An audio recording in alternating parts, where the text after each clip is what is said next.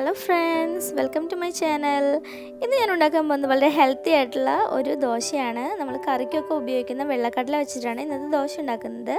ഇത് high protein ആയിട്ടുള്ള ദോശയാണ്, അപ്പോൾ പിള്ളേർക്കൊക്കെ കൊടുക്കുന്നത് വളരെ നല്ലതാണ്. ഇനി അതെങ്ങനെയാണ് ഉണ്ടാക്കുന്നതെന്ന് നോക്കാം. അതിനായിട്ട് ഞാൻ 1/2 കപ്പ് വെള്ളക്കടല 7 മണിക്കൂർ കുതിർത്ത് വെച്ചിട്ടുള്ളതാണിത്.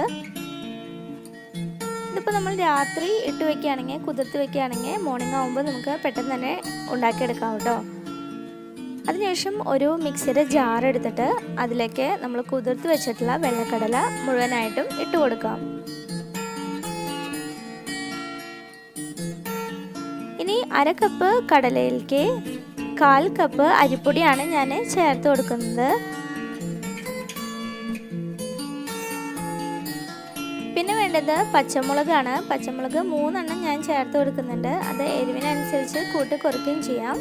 പിന്നെ ഒരു ചെറിയ കഷ്ണം ഇഞ്ചി, പിന്നെ കറിവേപ്പില ഓപ്ഷണലാണ് കേട്ടോ, ഓരോരുത്തരുടെ ഇഷ്ടത്തിനനുസരിച്ച് ആഡ് ചെയ്താൽ മതി. പക്ഷേ വളരെ ഹെൽത്തിയാണ് ചേർക്കുന്നത്, നമുക്ക് കഴിക്കുന്നതൊക്കെ നല്ലതാണ് കറിവേപ്പില.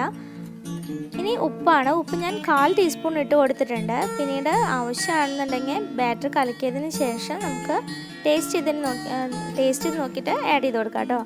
പിന്നെ കുറേശ്ശെ വെള്ളം ഒഴിച്ചിട്ട് നമുക്കിതൊന്ന് അടിച്ചെടുക്കാം. ആദ്യം തന്നെ കുറേ വെള്ളം ഒഴിച്ച് കഴിഞ്ഞാൽ നമ്മുടെ കടല ശരിക്കും അരഞ്ഞ് വരില്ല. അതുകൊണ്ട് കുറച്ച് വെള്ളം ഒഴിച്ചിട്ട് നല്ല പോലെ അരച്ചെടുക്കാം.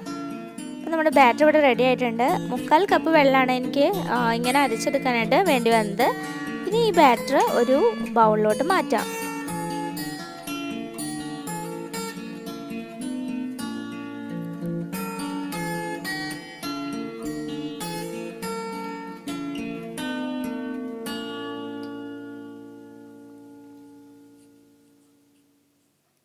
ഈ ഒരു കൺസിസ്റ്റൻസിൽ വേണം നമ്മളിത് അരച്ചെടുക്കാനായിട്ട്. കാരണം വളരെയധികം ലൂസായി കഴിഞ്ഞാൽ നമുക്ക് ദോശയൊന്നും കറക്റ്റായിട്ട് പരത്തിയെടുക്കാൻ പറ്റില്ല.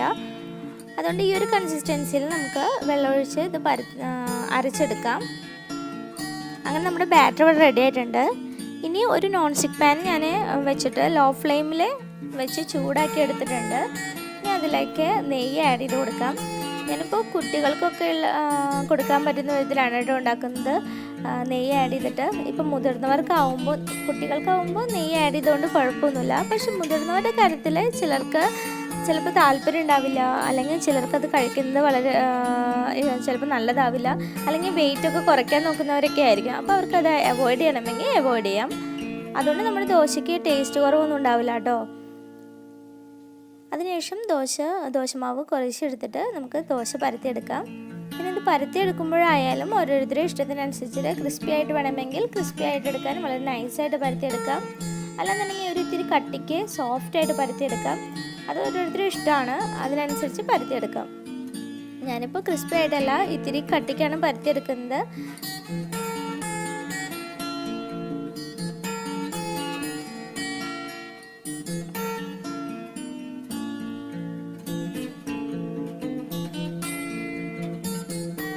നമ്മുടെ ദോശ ഇവിടെ പരത്തി എടുത്തിട്ടുണ്ട്. ഇനി ഒരു മൂടി വെച്ച് കവർ ചെയ്തിട്ട് 2 മിനിറ്റ് ഇതൊന്ന് കുക്ക് ചെയ്തെടുക്കാം. കടലയൊക്കെ ആണല്ലോ, നല്ലപോലെ വേവുന്നത് നല്ലതല്ലേ, അതുകൊണ്ടാണ് ഞാനിങ്ങനെ മൂടി വെച്ചിട്ട് കുക്ക് ചെയ്തെടുക്കുന്നത്. 2 മിനിറ്റ് ഇത് വേവിച്ചിട്ടുണ്ട്. ഇനി അത് തിരിച്ചിട്ട് കൊടുക്കാം. 2 സൈഡും നല്ലപോലെ ഒന്ന് ചെറുതായി ഒന്ന് മൊരിഞ്ഞ് വരുമ്പോൾ നമുക്കതൊരു പ്ലേറ്റിലോട്ട് മാറ്റാം കേട്ടോ.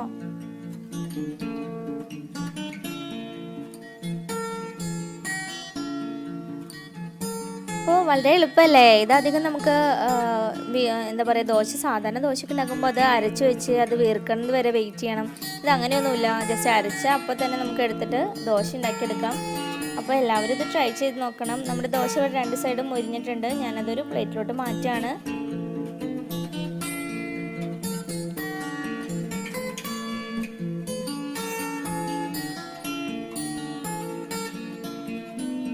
എല്ലാവർക്കും ഇഷ്ടപ്പെടുന്നു വിചാരിക്കുന്നു.